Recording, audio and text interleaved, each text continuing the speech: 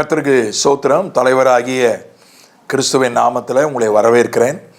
இறையியல் படித்து வருகிறோம். பரிசுத்த ஆவியியல் என்கிற பாடத்தை தொடர்ந்து வருகிறோம். பரிசுத்த ஆவியின் நிறைவு தனிப்பட்ட அனுபவமா என்கிற தலைப்பின் கீழே தொடர்கிறோம். ஒருத்தன் பரிசுத்த ஆவியை பெற்றிருக்கிறான்றதுக்கு என்ன அத்தாட்சி? குதிச்சா பரிசுத்த ஆவி பெற்றுட்டான்னு அர்த்தமா? முதல்ல இப்போ நான் பரிசுத்த ஆவி பெற்றிருக்கிறேன்றதை நான் முதல்ல தெரிஞ்சுக்கணும். மற்றவனுக்கு தெரியணும்னு அவசியம் இல்லை, தெரியாட்டாலும் பரவாயில்ல. நான் பரிசுத்த ஆவியை பெற்றிருக்கிறேன்னா இல்லையான்னு எனக்கு தெரியணும்ல. எப்படி நான் தெரிஞ்சுக்கிறது? குதிச்சுட்டா பரிசுத்த ஆவியா? குதிக்கிறது தப்பு இல்லை. வெறும் குதிக்கிறது, ஆடுறது, பாடுறது, சத்தம் போடுறது மட்டும் பரிசுத்த ஆவியா? அது தப்பு இல்லை. பரிசுத்த ஆவியை நான் பெற்றுட்டேன் அப்படின்றத எப்படி உணர்றது? எப்படி நான் அறிஞ்சிக்கிறது? நான் பரிசுத்த ஆவியை பெற்றுட்டேன், நான் எப்படி அறிஞ்சிக்கிறேன்? ரோமர் 8:16 முதலாவது நாம் படிக்கிறோம். நாம் தேவனுடைய பிள்ளைகளாக இருக்கிறோம் என்று ஆவியானவர் தாமே நம்முடைய ஆவியுடனே கூட சாட்சி கொடுக்கிறார்.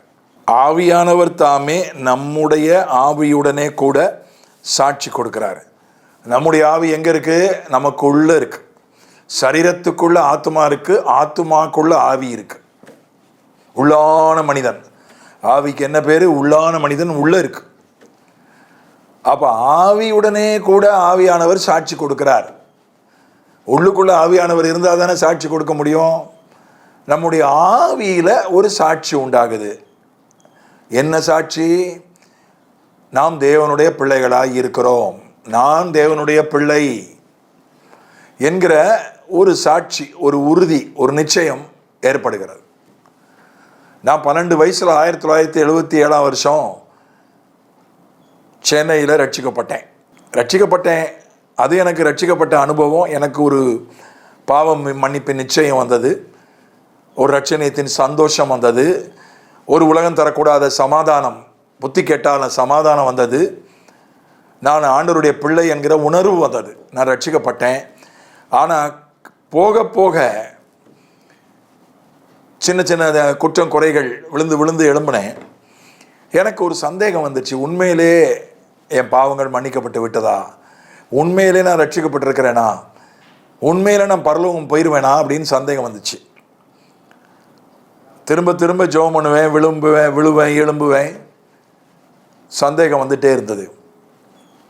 ஆனால் பரிசுத்த ஆவியின் அபிஷேகத்தை நான் பெற்ற போது, என்னுடைய தலையிலே ஒரு ஊழியக்காரர் கை வைத்து ஜெபித்த போது பரிசுத்த ஆவியின் அபிஷேகத்தை நான் பெற்றேன். பரிசுத்த ஆவியின் அபிஷேகத்தை பெற்ற போது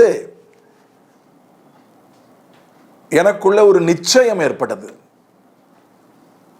I had an assurance. எனக்குள்ள ஒரு நிச்சயம், ஒரு உறுதி ஏற்பட்டது. நான் தேவனுடைய பிள்ளை, நான் ரட்சிக்கப்பட்டிருக்கிறேன், என் பாவங்கள் மன்னிக்கப்பட்டு விட்டது, நான் பரலோகத்துக்கு நிச்சயமாய் போய்விடுவேன். அதுதான் சாட்சி. நம்முடைய ஆவியில, நமக்கு உள்ள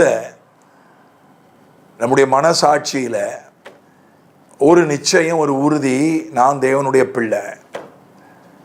அதுதான் நான் பரிசுத்த ஆவி பெற்றிருக்கிறேன்றதுக்கான முதல் அறிகுறி.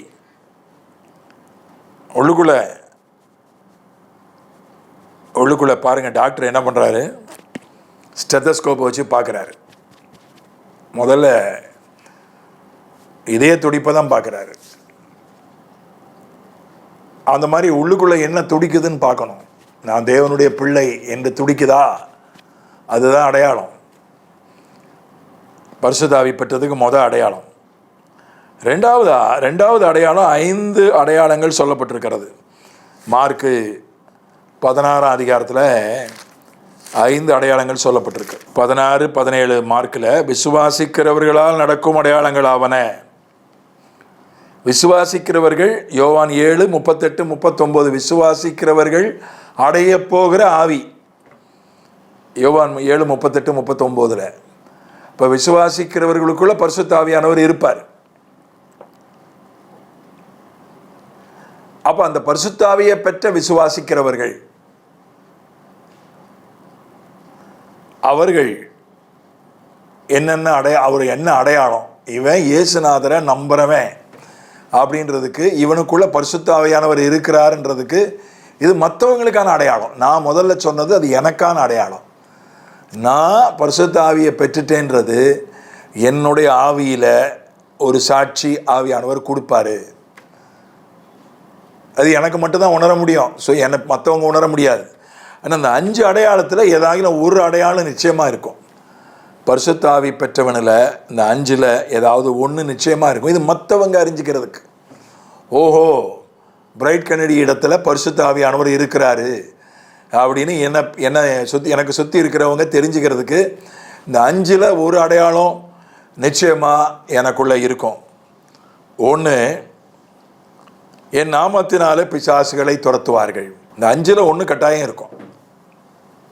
பரிசுத்த ஆவி அவனுக்குள்ளே இருக்கு, இவருக்குள்ளே இருக்கு.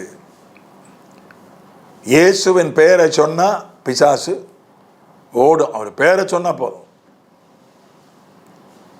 இது அப்படிப்பட்ட அது ஒரு அடையாளம். ஒரு தூத்துக்குடி மாவட்டத்தில் ஒரு கிராமத்தில் ஒரு தமிழ் ஆசிரியர் இருந்தார். அவர் என்னுடைய மாமாவுடைய நண்பர். அவர் கொஞ்சம் எல்லாரையும் வாரும் போரும் நீர் ஏன்னா அவர் இவருன்னு தான் பேசுவார். இந்த மாவட்டத்தில் அப்படி பேசுறது, தூத்துக்குடி மாவட்டத்தில் அப்படி பேசுறது கொஞ்சம் மரியாதை குறைவு. அது நிறைய பேருக்கு மனசு கஷ்டமாக இருக்கும். நான் சென்னையில் வளர்ந்ததுனால அந்த மாதிரி வந்தார் போனார்ன்ற வார்த்தை வருது. அப்போ கூட மற்றவங்க கூட சொல்லும்போது வந்தாங்க போனாங்க. இப்போ நேரில் வாரும் போகிறோம்லாம் சொல்கிறதில்ல. ஆனால் அவர்கிட்ட ஒரு காரியம் இருந்துச்சு, அதுக்கு எல்லாம் மரியாதை கொடுத்தாங்க. என்னன்னா, அவர் போய் நின்னாலே பிசாசு ஓடிடும். பெரிய பெரிய ஊழியக்காரங்கள்லாம் ஜெபம் பண்ணால் பிசாசு ஓடாது. இவர் போய் நின்னா, இவர் பெரிய ஊழியக்காரர் கிடையாது, ஒரு ஆசிரியர், அவ்வளோதான், சாதாரண ஆசிரியர். நடுநிலை பள்ளியோ ஒரு துவக்க பள்ளியோ ஆசிரியர், அவ்வளோதான். அவர் போய் அப்படி நின்னாலே ஓடிடும். ஒரு ஊழியக்காரரு, முழு நேர ஊழியக்காரரு, நல்ல வல்லமையான ஊழியக்காரர் தான், பிசாசு துரத்திருக்கார், போகலை. அது சொல்லிடுச்சு, அந்த சாரு வந்தால் தான் நான் போவேன்னு சொல்லிடுச்சு, அவர் பேரை சொல்லி. அதுக்கப்புறம் அவருக்கு ஆள் சொல்லி விட்டாங்க. அவர் பஸ்ஸு ஏறினார். அது சொல்லிச்சு அந்த பிசாசை, சார் பஸ் ஏறிட்டார், நான் போயிட்டு வரேன்னு போயிடுச்சு. அது அவருக்கு ஒரு அடையாளம். அவர் பெரிய பிசாசு துரத்துற ஊழியத்தை செய்யலை பெரிய அளவில், அவருக்கு ஒரு அடையாளம். இல்லைன்னா அவருடைய ஆண்டவருடைய பிள்ளைன்னே அவரை யாரும் நினைக்க மாட்டாங்க. ஏன்னா அவர் பேசுறது கொஞ்சம் கடாமுடான்னு பேசுவார். அதனால் அவரை எல்லாரும் அவர் மேலே வருத்தப்படுவாங்க, கோவப்படுவாங்க. இந்த அடையாளம் மட்டும் இல்லைன்னா அவர் ஆண்டவருடைய பிள்ளைன்னு ஒருத்தர் கூட நம்ப மாட்டாங்க. அதனால் இந்த அடையாளம் இருந்ததுனால தான் ஆஹா இவருக்குள்ள பரிசுத்த ஆவியானவர் இருக்கிறார் என்று நம்பினாங்க. அப்புறம் வியாதியஸ்தர்கள் மேல் கைகளை வைப்பார்கள், அப்பொழுது அவர்கள் சுத்தமாவார்கள். இது வரம் கிடையாது. வரம்ன்றது கையை வைக்காட்டாலும் சுகமாகும், ஒரு வார்த்தை பேசினாலே சுகமாகும், நிழல் பட்டாலே சுகமாகும், உருமால்களை கச்சைகளை கர்ச்சீஃபு பெல்ட் எல்லாம் கொண்டு போய் போட்டாலே சுகமாகும், எண்ணெய் பூசினா சுகமாகும். எண்ணெய் பூசுறதும் தொடுறது தான், அது இந்த இதில் கொண்டு வந்துடலாம். அதையும் இது ஒருத்தரை தொட்டு ஆன்லைன்லலாம் ஜெபம் சுகமாகாது. ஆன்லைனில் ஜெபம் பண்ணாலாம் இந்த அடையாளம் அதில் வேலை செய்யாது. இது வரம் இல்லை, இது அடையாளம். வியாதியஸ்தர்கள் மேல் கைகளை வைப்பார்கள், அப்பொழுது அவர்கள் சொஸ்தமாவார்கள். வியாதியஸ்தரை தொட்டாதான் சுகமாகும், இல்லை சுகமாகாது. இது அடையாளம். தொடாமலேயே எவ்வளோ அற்புதங்கள் நடந்திருக்கு. எழுந்து நட அப்படின்னோடனே லீஸ்தராவில் எழுந்து நடன்னு சொன்ன உடனே பிறவியிலிருந்து நடக்க முடியாதவன் நடந்தான். வார்த்தை தான், தொடலை. ஆண்டவர் சொன்னார், 100க்கு அதிபதி சொன்னால் ஒரு வார்த்தை சொல்லும் என் வேலைக்காரன் சுகமாவான். ஆண்டவர் ஒரு வார்த்தை பேசினார், சுகமாயிட்டான். ஒரு 12 வருஷம் உள்ள பெரும்பாடு உள்ள பெண் இயேசு அவளை தொடலை, அவளும் இயேசுவை தொடலை. இயேசுவனுடைய வஸ்திரத்தின் ஓரத்தை, இயேசுவனுடைய உடையை தான் தொட்டான். அது அடையாளம் கிடையாது, அது வரம், சுகமளிக்கிற வரம். சிலர் வியாதிக்காக ஜெபம் பண்ணால் வியாதி சுகமாகும், அது ஒரு அடையாளம். அது என்னுடைய தாயுடைய தாயார் மனோன்மணி ஆசிரியை, காலஞ்சென்ற மனோன்மணி ஆசிரியை அவர்களுக்கு அந்த ஒரு அடையாளம் இருந்துச்சு. அந்த காலத்தில் பிரசவத்துக்கெல்லாம் மருத்துவமனைக்கு போக மாட்டாங்க.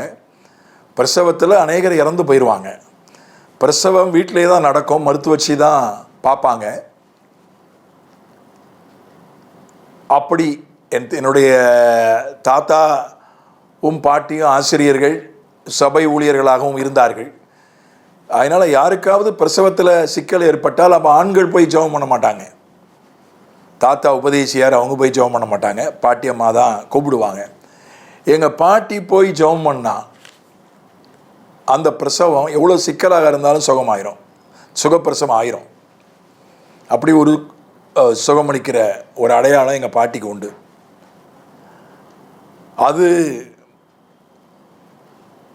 அதுதான் எங்களுக்குள்ளே வந்துச்சு. என்னுடைய 4 தாய் மாமா மாறி எங்கள் அம்மா 5 பேருக்குமே, எங்கள் பாட்டிக்கு 8 பிள்ளைங்க, அதில் 5 பேர், மற்ற 3 பேரை பற்றி எனக்கு தெரியல. பெண் பிள்ளைகள், அவங்க ஊழியம் செய்யலை, அதனால் அந்த கிருபை அவங்களுக்கு இருக்கான்னு தெரியல. 4 மகன்கள், 4 பேருமே ஊழியக்காரர்கள்.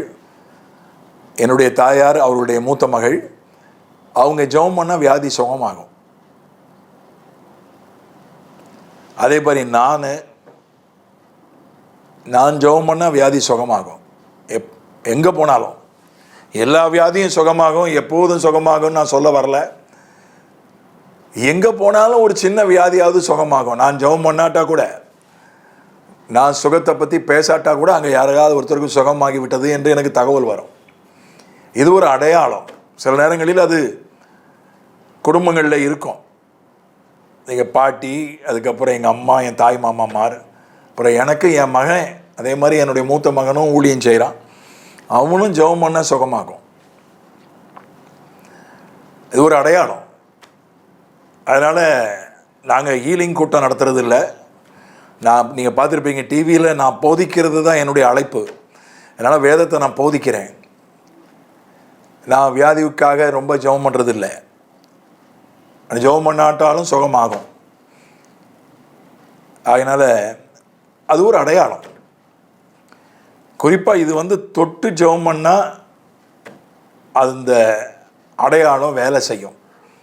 ஓ, இவருக்குள்ள பரிசுத்த ஆவி இருக்குது அப்படின்றதுக்கு அது ஒரு அடையாளம். அதே போல் 3ஆவதாக சொல்லப்பட்டிருக்கு, நவமான பாஷைகளை பேசுவார்கள். இது அடையாளமாக சொல்லப்பட்டிருக்கு. அந்நிய பாஷை என்பது வேறு ஒரு தலைப்பு. அதை பின்னால் நம்ம பார்க்க போகிறோம், வரங்களில் பார்க்க போகிறோம், அப்போ விரிவாக பார்ப்போம். இது அடையாளம், இது வரம் கிடையாது, அடையாளம். நவமான பாஷைகளை, புதிய பாஷைகளை பேசுவார்கள். ஏன்னா இயற்கைக்கு அப்பாற்பட்டது. ஒரு பாஷையை கற்றுக்கிட்டு பேசுறது இல்லை. இப்போ நான் இங்கிலீஷை கற்றுக்கிட்டு இங்கிலீஷ் பேசுகிறேன். எந்த மேடையிலும், எவ்வளவு கற்றோர் இருக்கிற மேடையிலும் என்னால் ஆங்கிலத்தில் பிரசங்கிக்க முடியும், போதிக்க முடியும். கற்றுக்கொண்டது அது ஆண்டவருடைய உதவி உண்டு. ஹிந்தியில் என்னால் பிரசங்கிக்க முடியும், ஹிந்தி வாசிப்பேன், அது கற்றுக்கொண்டது தான். ஆனால் இது அது அல்ல. இது கற்றுக்கொள்ளாத ஒன்றை பேசுவது, புதிய பாஷைகளை பேசுவது. இது ஒரு அடையாளம். அப்போ அந்நிய பாஷை பேசுனா அது ஒரு அடையாளம். சிலர் அதை புரிந்து கொள்வதில்லை, சிலர் அதை ஏற்றுக்கொள்வதில்லை. அது பின்னால் நம்ம அந்நிய பாஷையை பற்றி விரிவாக படிக்க போகிறோம். அப்பொழுது அதை படிக்க போகிறோம். 5 அடையாளத்தில் ஒரு அடையாளம் இருந்தால் போதும். ஒன்று பிசாசு ஓடணும், இல்லை வியாதி சுகமாகணும், இல்லை அந்நிய பாஷை பேசணும். அந்நிய பாஷை பேசணுன்றதுக்காக எப்போதும் அதையே பேசிகிட்டு இருக்கணும்னு அவசியம் இல்லை. ஜெபம் பண்ண சொன்னால் 100 வார்த்தையில் 80 வார்த்தை 90 வார்த்தை அந்நிய பாஷை பேசினா அது சரியாக இருக்காது. 100 வார்த்தையில் ஒரு 10-20 வார்த்தை அந்நிய பாஷை பேசினா தப்பு கிடையாது. ஏன்னா புரியாதுல்ல. 100 வார்த்தையில் 80 வார்த்தை நான் அந்நிய பாஷை பேசினேன்னா 20 வார்த்தை புரியும், 80 வார்த்தை புரியாது. நான் அந்நிய பாஷை பேசுறது எனக்கு ஆசீர்வாதமாக இருக்கலாம், மற்றவங்களுக்கு ஆசீர்வாதமாக இல்லையே. தனி ஜெபத்தில் நம்ம பேசிக்கலாம். தனி ஜெபத்தில் நான் எவ்வளோ வேணால் பேசிக்கலாம். அது நானாச்சு, ஆண்டவராச்சு. ஆனால் குடும்பமாக குழுவாக சபையாக ஜபிக்கும்போது அந்நிய பாஷை பேசுறது தப்பு இல்லை, அளவோடு பேசணும். 100 வார்த்தையில் 20 வார்த்தை அந்நிய பாஷை இருந்தால் தப்பு இல்லை. பிரசங்கிக்கும் போது ஜெபம் பண்ணும்போது வாய் தவறி அந்நிய பாஷை வந்துடுது சில நேரம், தப்பு இல்லை. 100ல் 20 வார்த்தை அந்நிய பாஷை வந்தால் தப்பு இல்லை. அதுக்கு மேலே போகக்கூடாது, அது என்னுடைய கருத்து. அந்நிய பாஷை பேசினாதான் பரிசுத்த ஆவி அப்படின்னு அப்படியே நம்ம சொல்ல முடியாது. அப்போஸ்தலர் 2ஆம் அதிகாரத்தில் அந்நிய பாஷை பேசினாங்க. அப்போஸ்தலர் 8ஆம் அதிகாரத்தில் திட்டமாக சொல்லப்படலை. அங்கே அவங்க அந்நிய பாஷை பேசினாங்களா அப்படின்னு இல்லையான்னு சொல்லப்படலை. அப்போஸ்தலர் 9ஆம் அதிகாரத்தில் பவுல் பரிசுத்த ஆவியின் அபிஷேகத்தை பெற்றான். அதுவும் அவன் அப்போது அந்நிய பாஷை பேசினானா. பின்னால் அவன் சொல்கிறான் 1 கொரிந்தியர் 14 உங்களை எல்லாரை விட நான் அதிகமாக அந்நிய பாஷை பேசுகிறேன்னு சொல்கிறான். ஆனால் அப்போஸ்தலர் 9 அவன் பரிசுத்த ஆவியை பெற்றுக்கொண்ட போது அவன் அந்நிய பாஷை பேசினானா அது திட்டமாக சொல்லப்படலை. ஆனால் அப்போஸ்தலர் 10 கொர்நேலியு வீட்டில் அவங்க பல பாஷைகளை பேசினார்கள்னு திட்டமாக சொல்லப்பட்டிருக்கு. அப்போஸ்தலர் 19 எபேசில் இருந்த விசுவாசிகள் அந்நிய பாஷை பேசினார்கள் என்று சொல்லப்பட்டிருக்கு. 2 அப்போஸ்தலர் 2 அப்போஸ்தலர் 10 அப்போஸ்தலர் 19 அந்நிய பாஷை பேசினார்கள் என்று சொல்லப்பட்டிருக்கு. அப்போஸ்தலர் 8 அப்போஸ்தலர் 9 அவர்கள் அந்நிய பாஷை பேசினதா சொல்லப்படலை. பேசி இருக்கலாம், பேசி இல்லாமலும் இருக்கலாம், ஆனால் பதிவு செய்யப்படலை. அந்நிய பாஷை பேசினாதான் பரிசுத்த ஆவி என்று அப்படி அந்நிய பாஷை நான் பேசுகிறேன், நான் அந்நிய பாஷை பேசுகிறவன் தான். நான் அந்நிய பாஷையை ஏற்காதவன் அல்ல. நான் அந்நிய பாஷை பேசுகிறவன். வாகனத்தை ஓட்டி கொண்டு போகும்போது அந்நிய பாஷை பேசிட்டு தான் போவேன். தனி ஜெபத்தில் அதிகமாக அந்நிய பாஷை பேசுகிறவன். ஆனால் அது அளவோடு இருக்கணும். ஏன்னா மற்றவங்களுக்கு புரியாது. அதனால் அந்நிய பாஷை 5 அடையாளங்களில் 1, இந்த 5ல் 1 இருக்கணும். அந்நிய பாஷை ஒரு ஜப பாஷை. அது தனி ஜபத்துக்கு ரொம்ப உதவி செய்கிற பாஷை. நம்முடைய பக்தியை விருத்தி செய்கிற ஒரு காரியம். அதனால் எல்லாரும் அந்நிய பாஷை பேச முடியும், எல்லாரும் பெற்றுக்கொள்ள முடியும். பெற்றுக்கொள்ளுங்கள், உங்கள் தனி ஜபத்தில் அதை பயன்படுத்துங்கள் என்பது என்னுடைய ஒரு கருத்து. ஆனால்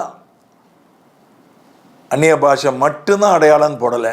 5 அடையாளத்தில் 1 அந்நிய பாஷை. அப்புறம் 4வதாக சர்ப்பங்களை எடுப்பார்கள்.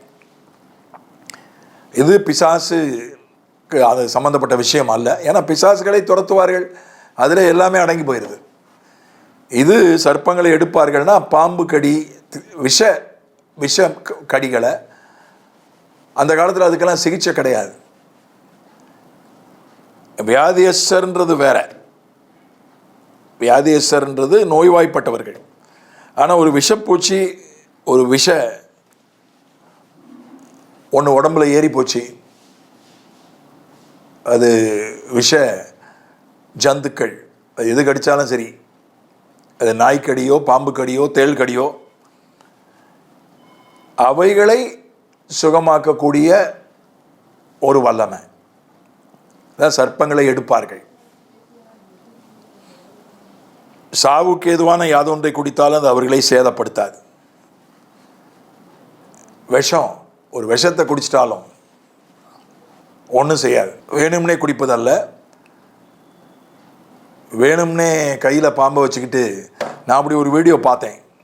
ஏதோ ஒரு குழுவினர் கையில் பாம்பை வச்சுக்கிட்டே ஜெபம் பண்ணுறாங்க. ஏன்னா அது எங்களை ஒன்றும் செய்யாதுன்னு. எனக்கு அதனுடைய முழு விவரம் கிடைக்கல. அந்த வீடியோவை பார்த்தேன். இத்தனைக்கும் டிஸ்கவரி சேனலில் பார்த்தேன். ரொம்ப அதிகாரப்பூர்வமான ஒரு வீடியோ, ஏதோ ஒட்டு வேலை வீடியோ இல்லை. ஒரு 50 பேர் இருக்காங்க, வயசானவங்களாக இருக்காங்க, வெள்ளைக்காரங்களாக இருக்காங்க, கையில் பாம்பை வச்சுட்டு ஜெபம் பண்ணுறாங்க. கேட்டால் சர்ப்பங்களை நாங்கள் எடுப்போம் அப்படின்னு சொல்கிறாங்க. பவுல் கையில் பாம்பு, விரியன் பாம்பு தொங்கிச்சு, கவ்விச்சு. ஆனால் அது அவனை ஒன்றும் செய்யலை. இவனே போய் விரியன் பாம்பு வாய்க்குள்ளே கையை விடலை.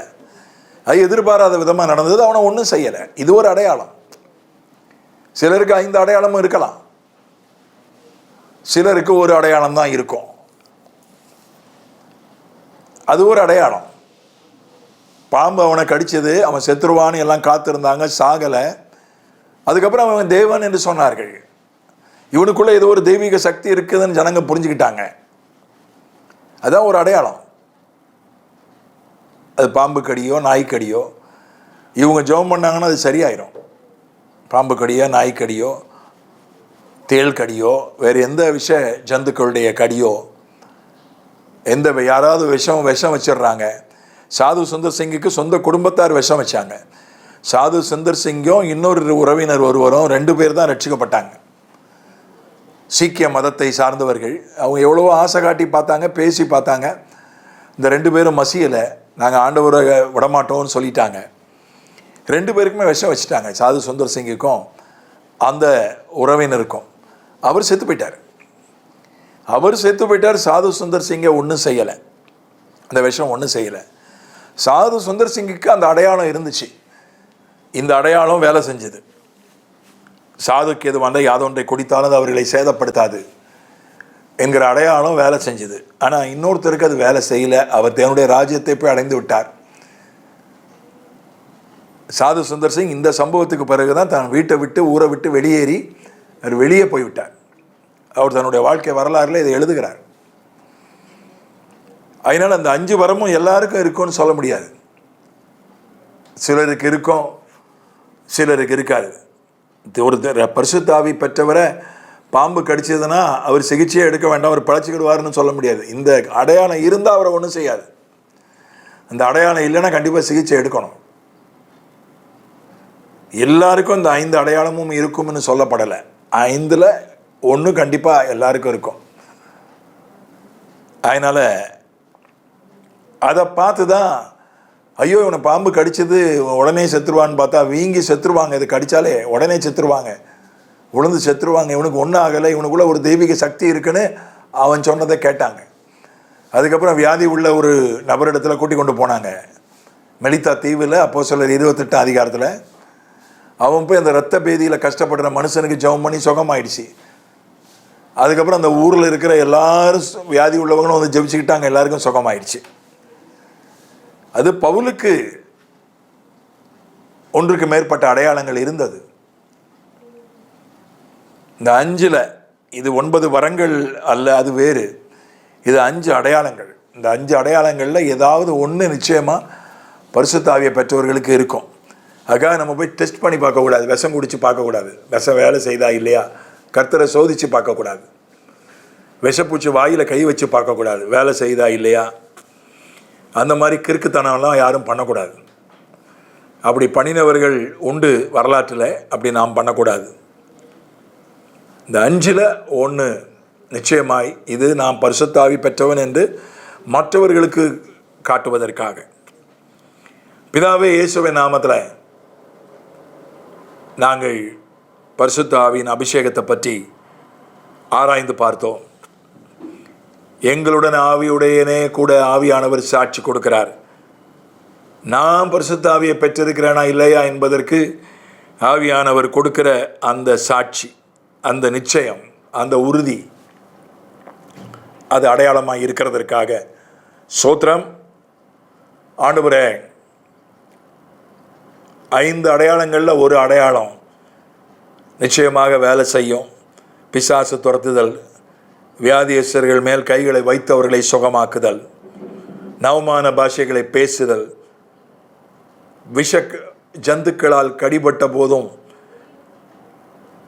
எந்த ஒரு தீங்கும் ஏற்படாத பாதுகாப்பு, விஷம் நிறைந்த எந்த ஒரு பொருளை உட்கொண்டாலும் பாதுகாப்பு, அப்படிப்பட்ட 5 அடையாளங்கள். அதில் ஏதாவது ஒரு அடையாளமாகிலும் இருக்கும். ஆண்டவரே, பரிசுத்த ஆவியினுடைய அடையாளங்களுக்காக கர்த்தரை ஸ்தோத்திரிக்கிறோம், துதிக்கிறோம்.